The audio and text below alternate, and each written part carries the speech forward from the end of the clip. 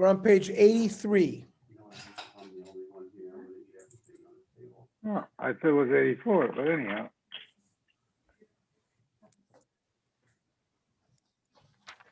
We started learning about wearing colored garments during the days of Tahara. I don't think so. So Yeah. let's start on 83. We have seen that. Hi, Abe. Your internet, Ernie, Yes. not very good What do you hear? because it goes from white to red, the signal. Now it's okay. Okay. Now it's okay. Okay, fine. Oh, is Jerry here? Okay, we have some more people here.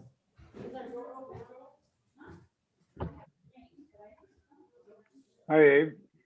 How you doing? Okay, is Jerry here? And Saul? Okay.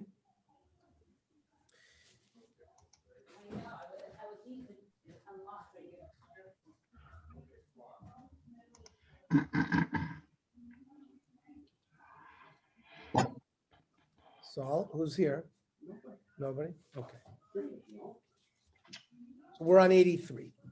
So we've learned that the accepted halacha is in accordance with the opinion that a kesem found on a colored garment does not render a woman to be a nida. Now, based on this, the Rambam writes that Chazal institute a takana for women to wear colored undergarments while in a state of tahara to prevent becoming impure should she happen to see a blood stain before her menstrual period. We're not talking about during the Zayin Nikiyim, meaning after a woman, let's say, has had her menstrual period for 4 or 5 days, and then she stops bleeding, and then she does a hefsek tahara, as we're going to learn tonight, just to check herself an internal bedika, and then the next 7 days she has to do bedikas every day. That's called the Zayin Nikiyim. That's not what we're talking about here. There, she's not allowed to wear colored garments. She must only wear white garments because we need to have her have 7 clean days before she goes to the mikveh and is permitted to her husband. Okay, so now she went to the mikveh. She's permitted to her husband. She's in a state of tahara. She's in a state of tahara until something happens. Either she sees blood. Now, if she sees a kesem, if it's less than a gris, if it's on something that's not makabel tuma, right, like a paper, or it's on a colored garment, she remains tohar. So in that period of time, until she's no longer becheskas tahara, so that could be the day of her veset, which we'll see. Let's say a woman bleeds every 30 days. So 30 days from her last menstrual period, that will be a day where there's a reyasa, there's a weakness of her cheskas tahara. We'll see on that day she's not going to wear colored garments.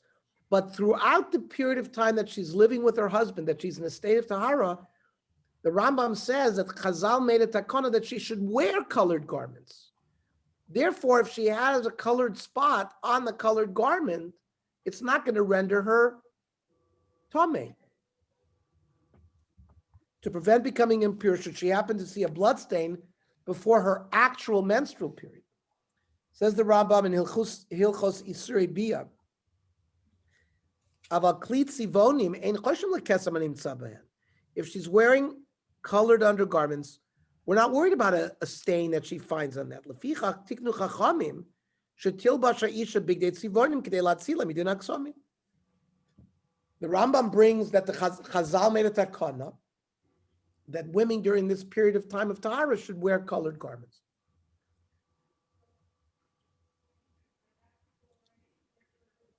The Rambam's position is difficult, since the Gemara mentioned above.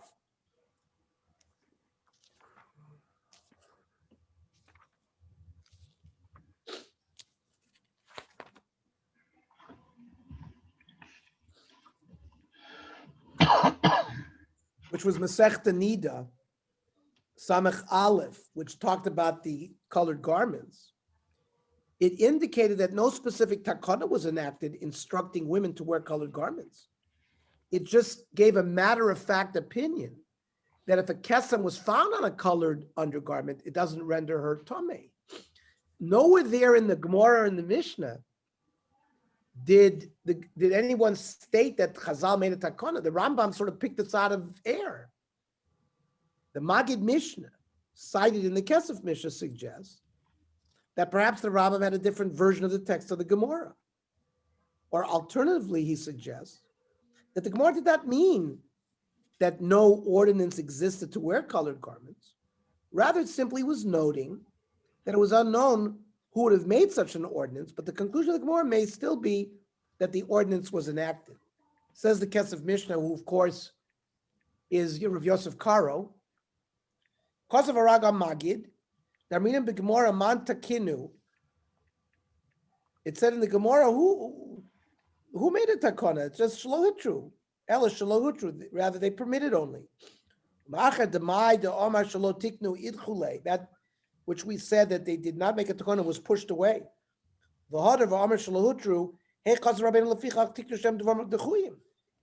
Kesef Mishnah doesn't understand how the Rambam could say that Chazal made a takana when the Gemara rejected that. So, number one, the Kesef Mishnah, Efshar Shagir Sacheres Aisalom. Maybe he had a different version of the Gemara.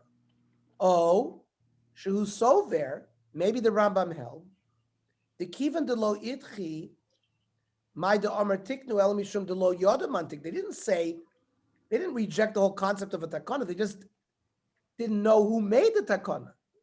Hasha Damin de Bapum Shalas Pianos. That during this Vespasian invasion, when he destroyed the Beis HaMikdash, and that's when the Chachamim came up with this, must be that's when they made it takana. The Ramah, on this ruling of the Shulchan Aruch, that stains on colored garments are not a problem, accepts the Rambam's position that women actually should wear colored undergarments during their days of Tahara. Says the Ramah in Yoredei Kuf Tzadik, Lefichach tilbasha isha bigdei tzivonim kedei latzila miksami, that she should wear colored garments. And the Piskei Tshuva clarifies that this halacha applies specifically respect to the period when a woman is in a state of ritual purity, but not during the Shiva Nikiyim, like I explained, the 7 days of Libun, that has to prove that she stopped bleeding. During that time, a woman specifically wears white undergarments to make sure that no blood is issuing from her body at that time. Says the Piskei Tshuva there, Tilbash Ha'isha Big Day Tzivonim B'Sefer Amudei Kesef Kosav Nira Davka Tilbash Tomim. The Yemei Libuna, when she has to wear white, that certainly she should not wear colored garments. And this practice of wearing white undergarments during the Shiva Nikim is mentioned by the Ramah. The Shulchan Aruch writes that one should wear a clean undergarment during the Shiva Nikim, but does not mention wearing white specifically. He says it has to be clean. And this is presumably the basis for the more lenient approach to this custom taken by some of the Sephardic poskim, as we'll see. But the Ramah says, Mina koshehu, kisha'isha posekes betahara. After a woman performs a hefsek tahara, it means when she stopped having her menstrual bleeding, she does an internal check with a bedika cloth to make sure that there's no bleeding anymore. Shetir chatz, she washes v'lo veshet levanim, and then she starts wearing white. L'chei noagim ve'ein l'shanois. That's the minig, and we should not change the minig. Rav Mordechai Eliyahu comments that although some Sephardim are lenient to wear colored garments the entire time, that means even the Yemei Libun, or at least from the fourth day of Shiva Nikiyim and onward, the prevalent practice is to do so for the entire 7 days. It's to wear white. He adds that in cases where the woman finds it difficult to become clean during the Shiva Nikiyim because of frequent staining, she should consult a posek who may allow her to wear colored garments in some cases. Even the Ramah permitted a woman who was traveling and didn't have sufficient white undergarments to wear non-white, provided they are clean from stains. So we're going to see in women where it's problematic that it's very hard for them to get to a clean state. There are leniencies that the poskim will allow in that situation. B'mei Tarasa, the Darchei Tahar, this is the Darchei Tahar, which is Rav Mordechai Eliyahu's sefer on Hilchos Nida. B'mei Tarasa kedai shetilba she'isha b'gadim tzivonim. When she's permitted to her husband, it's worthwhile that she wear colored undergarments. Kedei latzila midin ksomim, so that if she has a kesem, she won't be tummy. Uveshiva nikim shetzricha isha bedika. During the 7 clean days, where she has to do bdikas, lo tilbash b'gadim tachtonim tzivonim el levanim. She has to wear white undergarments. However, he says yesh makilim v'oimrim shetzricha lilbosh levanim rak b'shloshes hayamim harishonim shel shiva nikim. So this is this business of the first 3 days versus the last 4 days of the Shiva Nikim. That during the first 3 days, you're much more stringent, that you must wear white. And it's in the last 4 days that if there's a reason to be lenient, because a woman has a hard time getting clean because she's always staining, then perhaps during the last 4 days, right, she could wear colored undergarments. He's probably referring to the Sfardim. Of course, when she does an internal examination, as we're going to learn tonight, that has to be done with a white bedika cloth.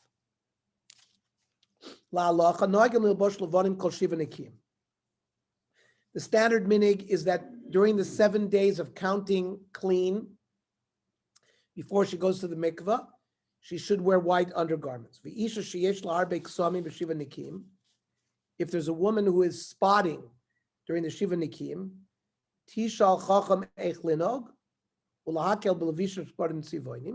then she could talk to her posek, who will advise her, like we learned tonight, that perhaps in the last 4 days of the Shiva Nikim, she could wear colored undergarments, which would save her from a kesem. Like Rav Eliyahu, other poskim such as Rav Vosner, right, the Shevet HaLevi, and Rav Moshe Feinstein, Igros Moshe, also allow a woman to wear colored undergarments during the Shiva Nikim in cases of continuous staining as a last resort. And there are, in the Sefer Pur, there's additional poskim will permit this as well. They also suggest wearing a white pad.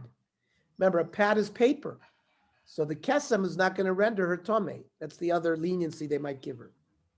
Rav Ovadia Yosef is slightly more lenient in cases of difficulty and allows any woman who routinely sees stains during the Shiva Nikim to wear colored undergarments.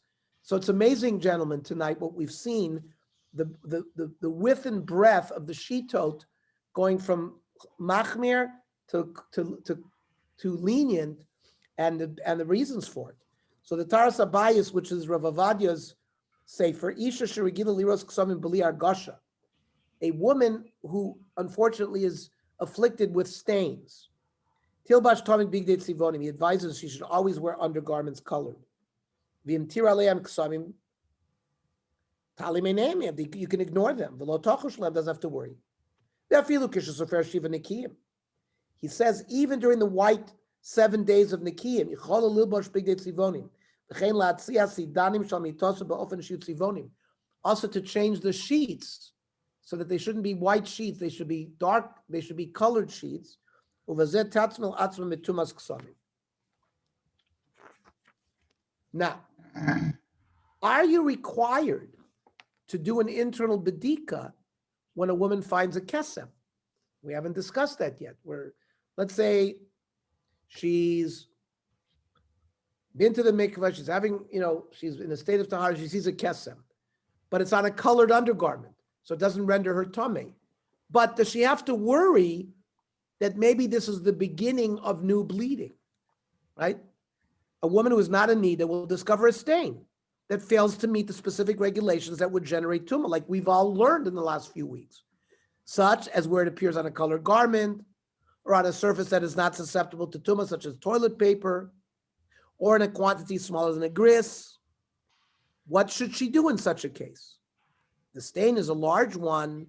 Many contemporary poskim recommend abstaining from relations for a short amount of time to evaluate whether this may be the beginning of her period or menstrual blood. And this is mentioned in Sefer Pua, which is put out by Machan Pua. There are poskim who advise women who have a kesem that didn't make them tamei, still to be nimnoi mechaya ishus, to stay away from relations, k'dei levarer, to make sure I am kesem kazem of vaser al dimum gadol yoser shasid lobo. Maybe the stain was a hallmark, was a sign that she's about to bleed heavily. So, however, im avru yomo yomayim va'isha nikia, after that one stain, if a day or two goes by and she doesn't have any more bleeding, muteres shuv chayisha, she can go back to having relations. Now, is such a woman required to examine herself by performing a badika to determine her status? So the contemporary post can dispute this. Rav Ovadia in the Mishmeres Tahara cites one opinion that requires her to perform a badika if she sees a kesem, but disagrees, as such a practice is not mentioned in any of the halachic sources concerning ksamim. However, if the stain is larger than a gris, he recommends performing a badika, though he doesn't know it's required, since such a stain, even when seen on colored garments or on the surface not susceptible to tumah, may indicate that she is bleeding actively. Says Rav Ovadia, Aroya kesem yoser miki gris v'od, al beget savua. Now, meikar adin, if she found it on a colored garment, it doesn't make a difference how big it is. It's going to keep her in a state of tahara. Or al davar shein makabel tumah she toira nira sheim kol zein tzrich livdok atzma lochu shema tmei. Rav Ovadia Paskin, she still doesn't have to do an internal badika. Shari becheskas toira you menes. She's still becheskas tahara. She hasn't had a reyasa. She hasn't had a defect in her chazaka.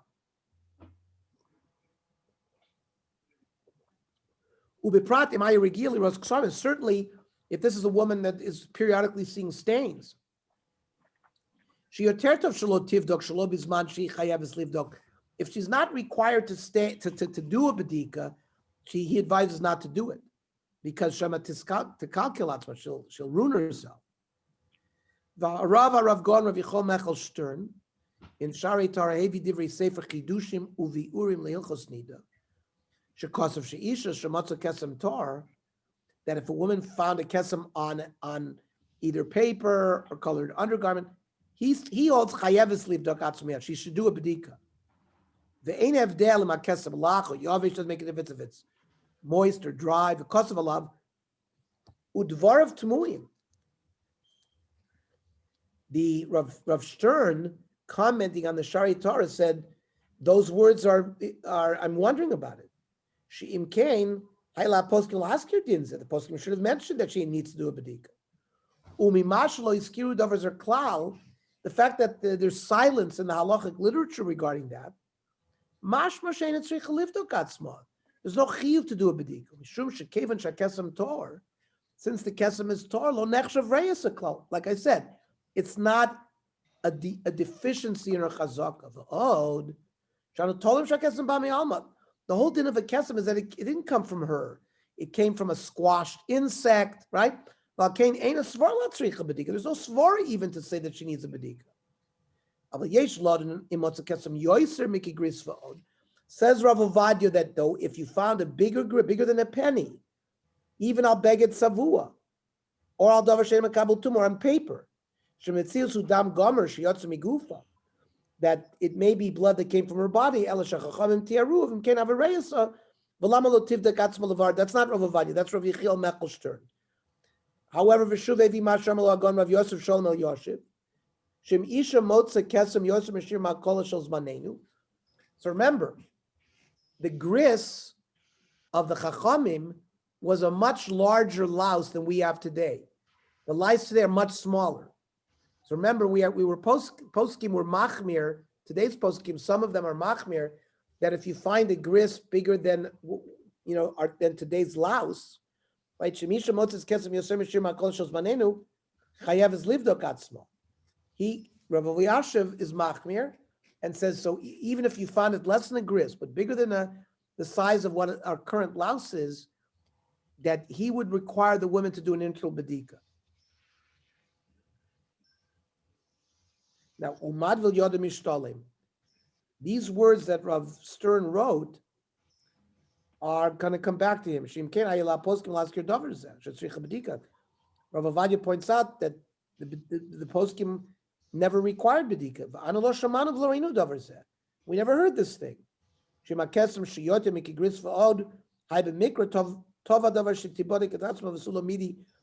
heard that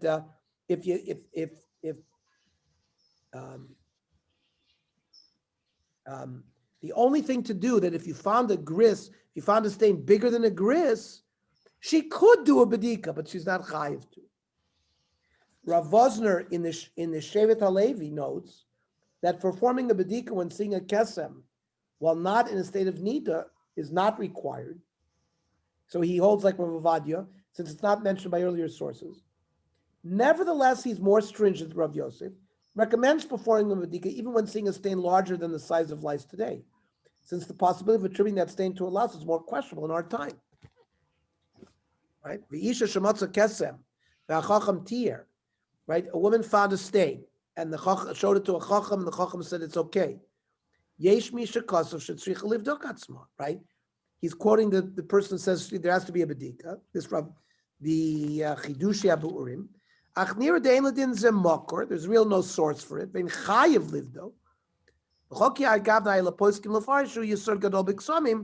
If it was true that they would have to do bedika, the earlier poskim would have mentioned it.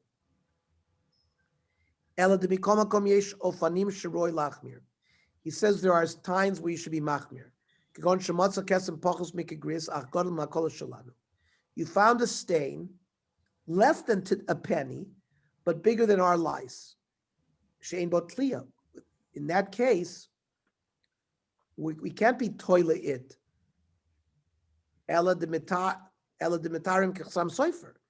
Except for the leniency of the Chasam Sofer, who set up to a gris. Even though it's from her body, because it's bigger than a louse. You can't say that it came from a louse. Let's say half a penny is the shear that our lice would create. And she found the size 3/4 of a penny. So it must be that it came from her. Now, we learned previously the Chasam Sofer was matar up to a gris. So Rav Vosner is pointing out, or savua, or let's say if it wasn't a matter of size, but any size stain was found on a colored garment or a piece of paper.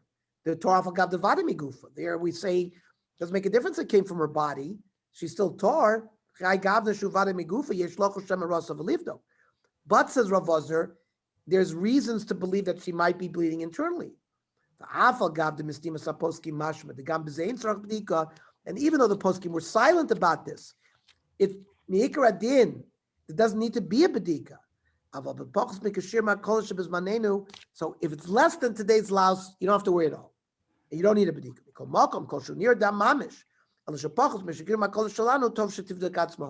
He still says you should do an internal bedika if you find actual blood, even if it's smaller than a contemporary louse. He says it would be good.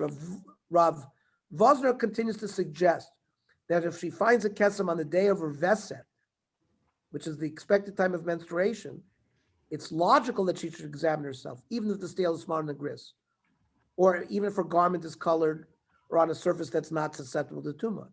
The reason is that since she's already required to examine herself on this day, and is prone to menstruate then, as soon as there's a problematic symptom, she should examine herself. Even though we do not accept the position of Chavis Das, who requires a moch dachu, which means you have to put a cloth in and you have to leave it in, let's say, ben hashmoshes to tzesa klechavim, which we're going to discuss later, to be inserted throughout the day of the veset. We don't paskin that way, but in the present case, she should be concerned and must examine herself, at least do an internal bedika with a white cloth. And we'll discuss the halachos of the veset later. Despite this recommendation, Rav Yosef and Rav Vosner to perform a bedika in certain cases, The prevalent custom today among many poskim, including Rav Zalman Nechemia Goldberg, who just passed away, is never to perform a bedika in any cases of staining. And that's the conclusion of Machon Pua. Isha Sharasa Kesem al Beged Sivoini. She found a kesem on a colored garment. Ein atzrich livdog bedika pnimis beikvus hakesem. She doesn't have to do a check. Adarabba kedai shlo livdog kedai shlo teser satzma. And that seems to be the prevalent minhag. Okay, we're going to go to 997, the Hilchos of Bedikos, Hefsek Tara, Shiva Nikiyim, and all of those. Any comment, questions before we leave the subject of Ksumim? Okay.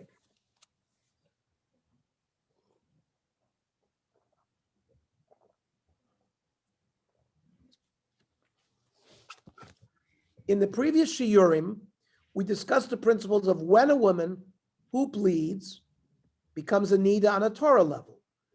We all know she has to see a flow of blood with a hargasha, which we discussed what that is. It's some kind of sensation. And on a rabbinic level, due to a kesem, right? If she has a kesem on a white garment, which is bigger than a gris, she's going to become a nida midrabanan, when she needs zayin nikiyim. In this shiur, we will discuss the halachos related to bedikos. The internal examinations required for a woman to successfully complete the process of purification. It's not just a matter of going to the mikveh. You need a process of zayin nikiyim with internal bedikos. Before studying the halachos more carefully, let's begin with, again, a brief overview of the process of purification from the state of menstrual impurity. A woman who becomes a nida must first wait until the bleeding has stopped, which often takes at least 5 days. And even if she ceases to bleed earlier, let's say she only bleeds for 2 days or 3 days, a woman must still wait at least 4 or 5 days after the onset of the menstrual period before beginning the purification process due to various halachic concerns that we will discuss later. So at earliest, she can start, let's say she bled for 3 days. She has to wait at least until day 5. We'll see in some cases day 4, but normally it's day 5, where she can start this purification process day 5. Now, if she bleeds for 7 days, or 8 days, or 9 days, she has to only start once she stops bleeding. Okay. In order to ensure that the bleeding has stopped after the 4 or 5 days, a woman must perform a thorough bedika, or internal examination, known as the hefsek tara. If the hefsek tara confirms that her bleeding has ceased, then she may begin the shiva nikiyim, the 7 clean days, the next day.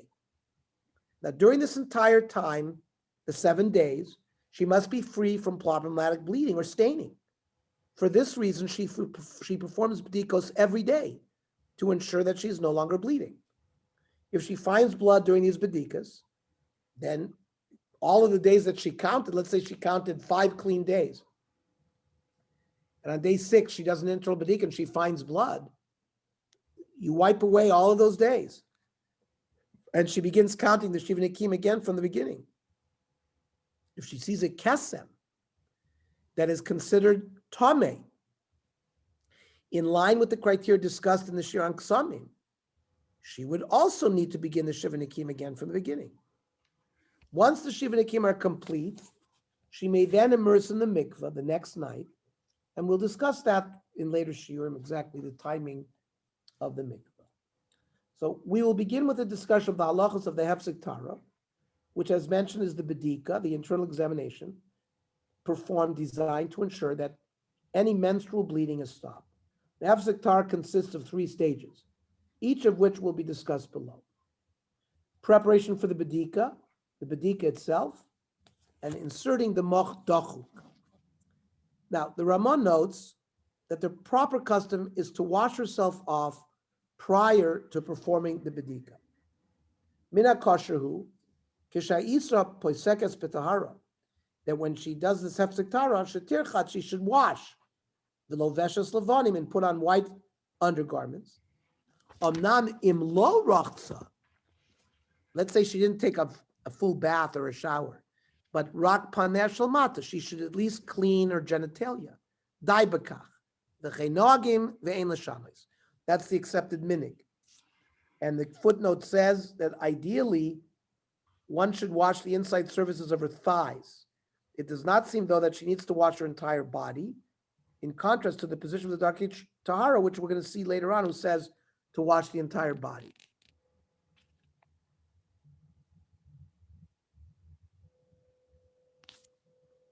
Although one usually performs the Hefsek Tara after rinsing, Rav Moshe Feinstein recommended delaying a short interval, since otherwise any blood that she might see could be washed away by the water. So he says to wait like 15 minutes. She would thus be able to determine accurately if her period is stopped. This issue of washing herself well at her private area prior to the bedikas, by regular women, it's okay. There's already a chazaka that she stopped bleeding. He says wait 15 minutes after washing before doing the bedika. Rav Mordechai says in the Darkei Tahara that if a woman is not at home and is unable to fully wash herself prior to performing a bedika, she may suffice with washing only the relevant area or even merely wiping it clean. Right? She can't wash her whole body. She's another person's home. Just her private parts. And gambit socho, he says the inside as well. She can't do that. It's enough if she wipes herself on the outside, that's enough. Well, now what about the bedika? The Shulchan Aruch describes the details of the bedika itself, including the type of cloth used, the location, and the extent. Kol bedikos elu. All of the bedikas, bein bedikas hefsek tara. That's the bedika which is going to start the 7 clean days. Meaning, let's say she bled for 3 days. There's been no bleeding day 4, day 5. And she wants to do a hefsek tara on day 5. That's what we're talking about, the hefsek tara of that bedika, that internal examination. Or bein bedikas kol hashiva. We're going to see she has to do bedikas every day of the 7. Tzrichos lios bebeged pishtan, a linen cloth. Lavan, white.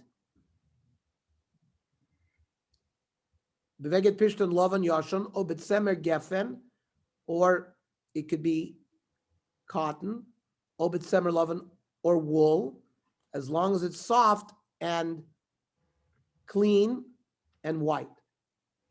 V'tachnisena boso mokom. She has to place it in the vaginal canal, but oimek l'chor mustokim, that it reaches the holes and crevices ad makom shasham is dash, until it gets to the location where the male genitalia reaches in the vaginal canal. She doesn't have to go higher than that. V'tirim yesho shumare ad mumis, and then she looks on the bedika cloth to see if there's any redness. It can't just be a precursory wiping on the outside. Now, if it's painful for her or uncomfortable or it's hard for her to place the bedika cloth as deep as the Shulchan Aruch wants you to do it,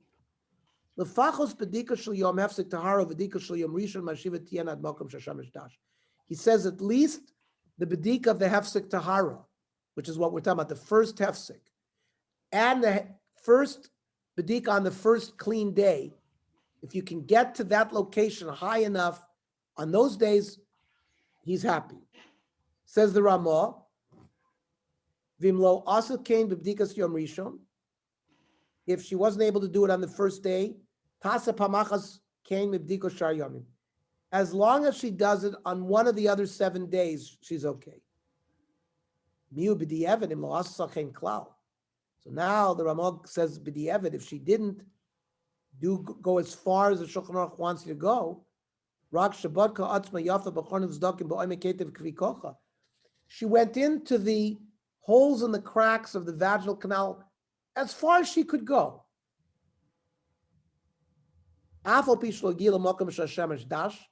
Even though she has not gotten to the place where the male genitalia reaches during relations, sagila. It's okay. So that's the kula of the Ramah.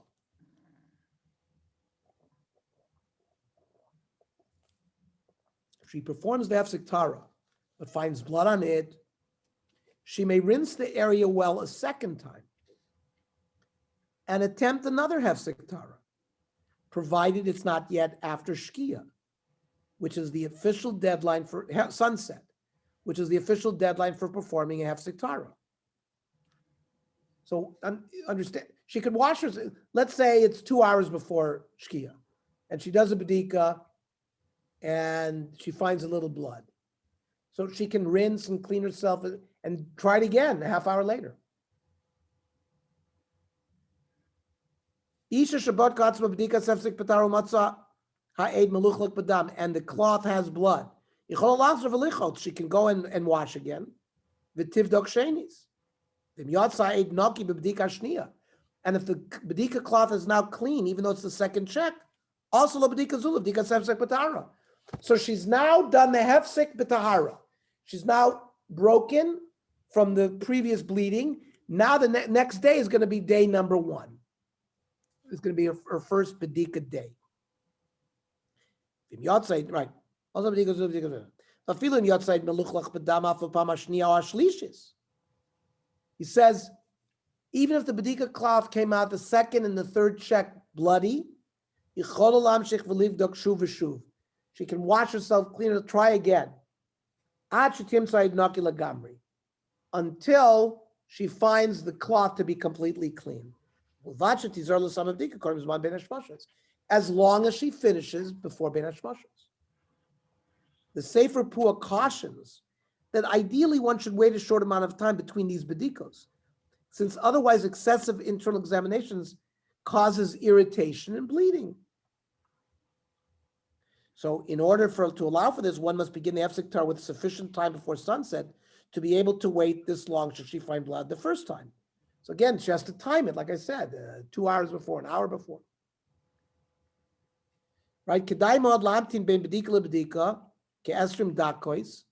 This is just a practical advice, advising women to sort of not check themselves too frequently because they're going to irritate the vaginal canal and mucosa and cause bleeding. There's natural lubrication there, and after 20 minutes it will return and it will be easier for her to check. The lotiftas, that's what she won't injure herself. Rabbi Mordechai Willig suggests that even waiting 5 minutes between bedikos is sufficient. Regarding multiple bedikos before a hefsek tara, and cleaning oneself out first, l'chatchila one should wait 5 minutes in between bedikos, but b'di'evad there's room to be lenient without waiting significantly at all.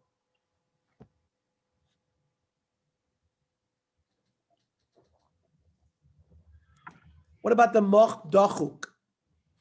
The Rishonim, particularly the Rashba, instituted an additional precaution known as the moch dachuk to ensure that a woman's menstrual flow has stopped before beginning the Shiva Nikiyim.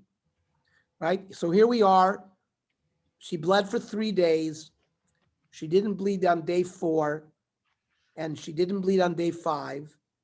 And she does this hefsek, let's say an hour before Shkia, she does a bedika, and she finds no blood. So she's had a successful hefsek tara.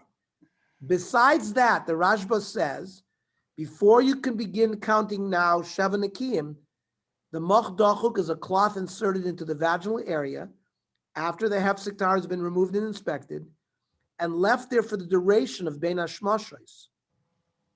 That's the period of time between shkia and seisa koichavim, to ensure that the bleeding is stopped entirely.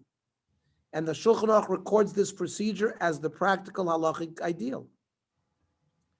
La'olam yilmad adam b'soch beiso, a husband should teach in his house. And the Ramon notes that this is a chumra l'chatchila. That that on this day of the Hefsek Tara, besides doing with your finger and a piece of cloth, doing an internal examination and making sure it's clean, to actually insert this machdochuk cloth into the vaginal canal and let it sit there for a period of time. This is a bedika that's going to remove all doubts regarding bleeding. The machdochuk is usually only an additional stringency in most cases. It is a requirement only in cases of a blood flow that stops on the same day that it started, as explained by Rav Vosner.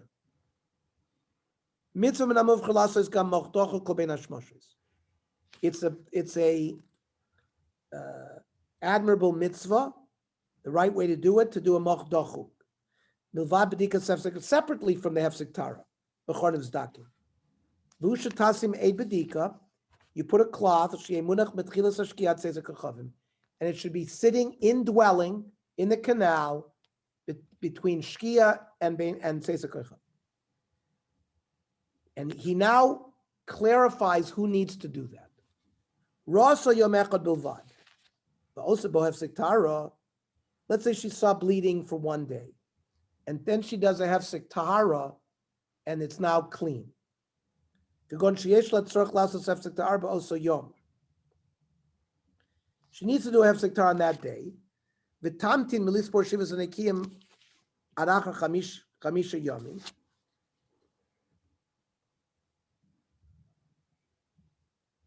She waits to count, right? She saw bleeding. She has, remember, even if you see bleeding for only one day, you got to wait a minimum of 5 days before you start counting the clean days. So this woman now, it has to, at 5 days, is going to have to do a hefsek tahara. Or let's say she bled during the Shai Nikim. Let's say she bled on day 3 or day 4 while she was trying to be clean, and she's going to have to start again tomorrow. But again, she has to do hefsek tahara before she starts cleaning again. So she has to do the hefsek tahara right before evening. Let's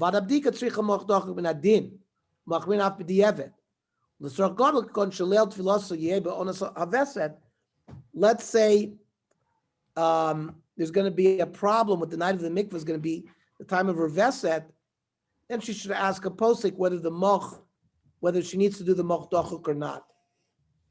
Rav Wosner is describing a scenario here where she finds a problematic stain of blood on the moch dochuk that would require her to wait another day and to attempt another hefsek tara. However, if she waits the extra day, she would immerse in the mikvah on the night of her veset, which has halachic issues. So based on that, Rav Vosner says to ask a posik whether you should do the moch dochuk. And there's a biography of Rav Vosner here.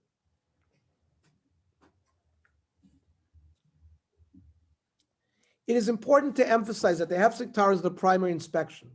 The moch dochuk is only an additional means of ensuring that the bleeding has stopped. For this reason, if there is concern that leaving the moch dochuk in may cause additional bleeding, such as one who is sensitive in that area, or one who has given birth and has stitches, or a bride immediately following the initial intercourse, the moch dochuk can be waived in this case.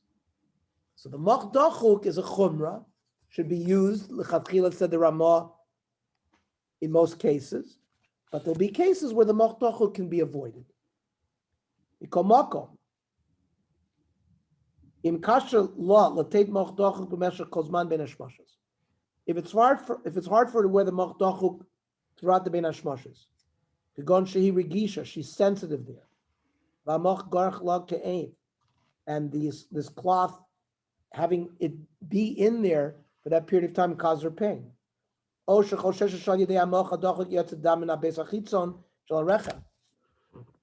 She's worried that leaving the cloth there is going to cause bleeding, not from the uterus, but from the walls of the vagina, which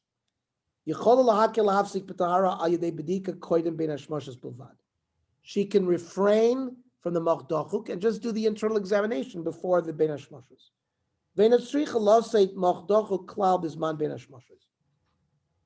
However, it's recommended one consult with halachic authority well-versed in the laws of Nida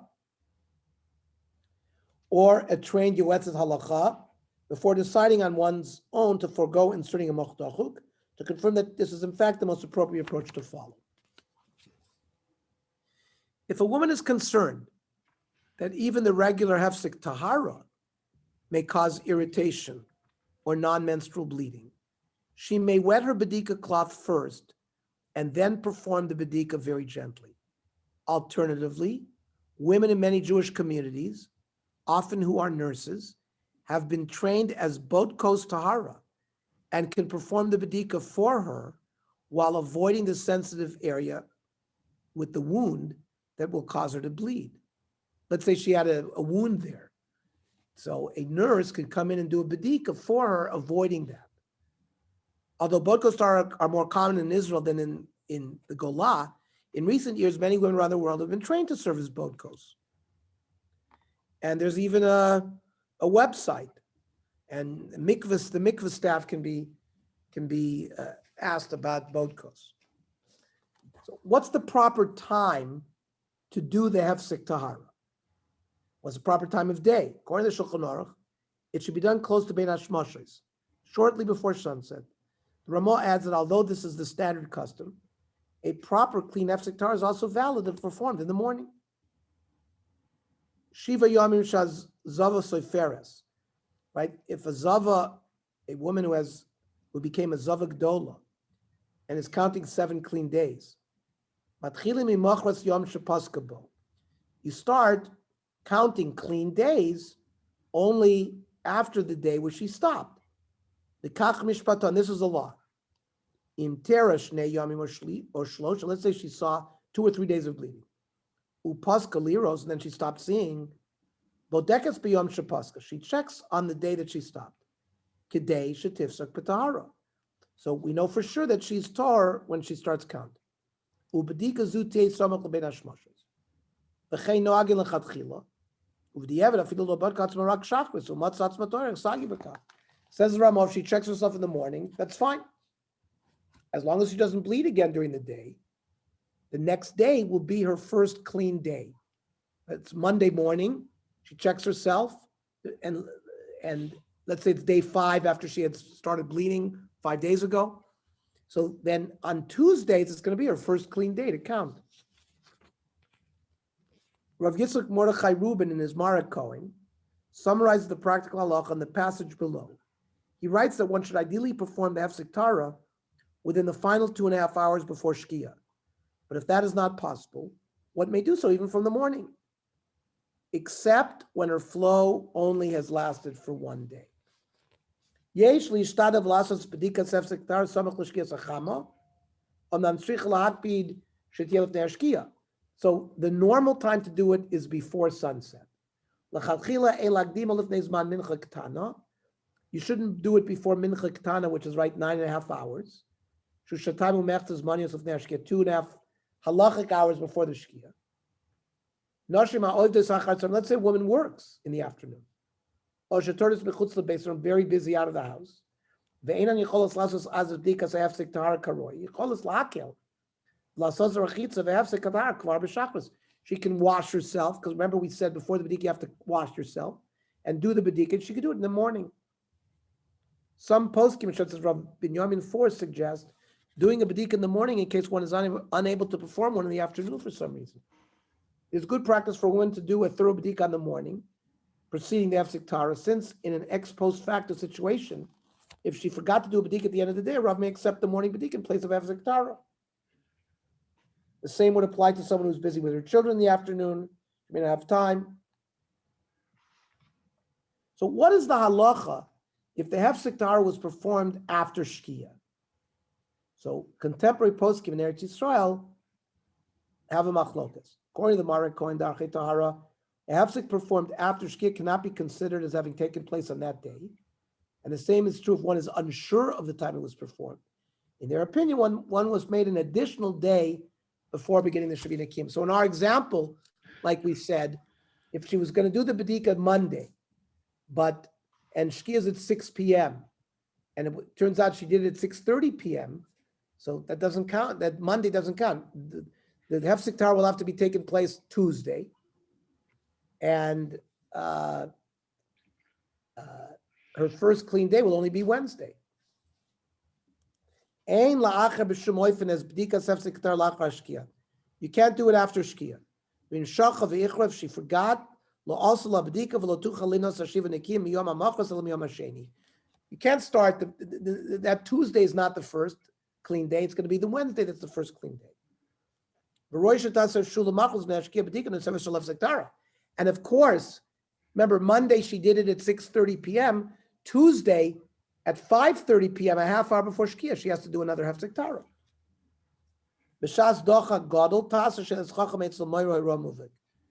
In a case of real need, she should ask a shaila from a posek. Isha musupekes, if there's a doubt, im osas bdikas hefsek lifnei shkia lachar shkia lo osla bdika, we go lechumra, sveika lechumra, and it doesn't count for her. L'tzrich lasos hefsek tahara lemachlas. That's the Marako and the Darkei Tahara. By contrast, Rav David Yosef writes in Torah's Tahara that if the B'dika is performed a few minutes after Shkia, it's valid B'di'evet after the fact. It's B'di'evet, okay. Rav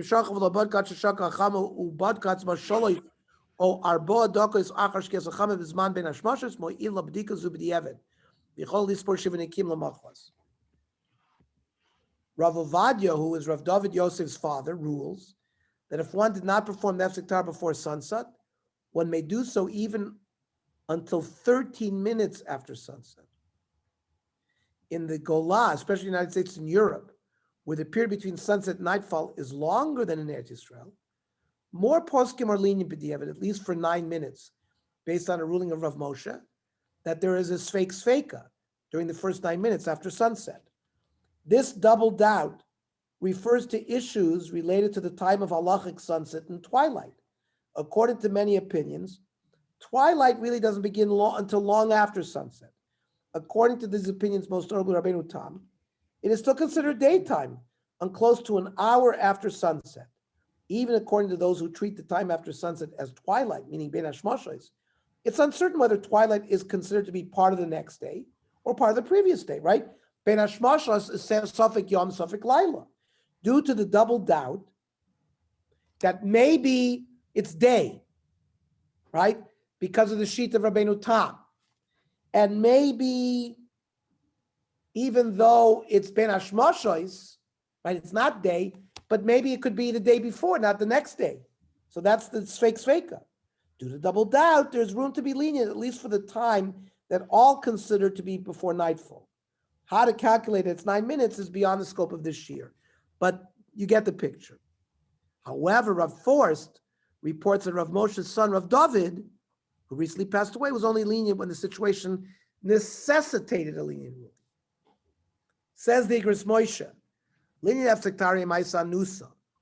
If there was extenuating circumstances, the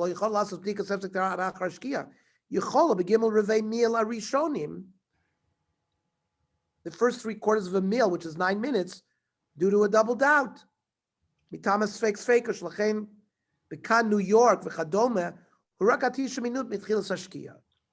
only 9 minutes. The author was told by Rav Moshe Feinstein's son that Rav Moshe did not permit Hefsek Tahara that was done even a moment after sundown, unless the circumstances required that one be lenient. Practically, it's best to discuss such questions with a halachic authority, as there may be other factors that could influence the halachic decision reached, in addition to a variety of opinions on the issue. Okay, I think we covered a lot of ground, and I think we learned a lot of new concepts that are very, very important. Any comments, questions? Well, I would just point out that the issue of Ben Hashmashos, which Rav Moshe takes up and other poskim, depends on the latitude, the length of Ben Hashmashos, the latitude of where you are and the season of the year. And it also actually can depend on the altitude. So it's a complex question in terms of how you calculate Ben Hashmashos. Correct. I mean, like now, the period of time is an hour. In LA, it's an hour. Right. You know, in New York, it's different based on latitude. As Rav Moshe says he speaks about New York in a lot of his truvos, and he He concludes that, for example, the latest time that Shabbos ends after Shkia is 45 minutes in New York. But it's very clear to say this is only in New York, because in other places it can be different. And that's the maximum. It can be less depending whether it's winter or summer, but the maximum is 45 minutes. But outside of New York, it's possible to be other limits. Yasher koyach. Yasher koyach. Any other issues tonight that have been raised? No. Okay. So next Tuesday night, we'll continue with these dinim of Hefsek Torah and the Zayin Nikiyim.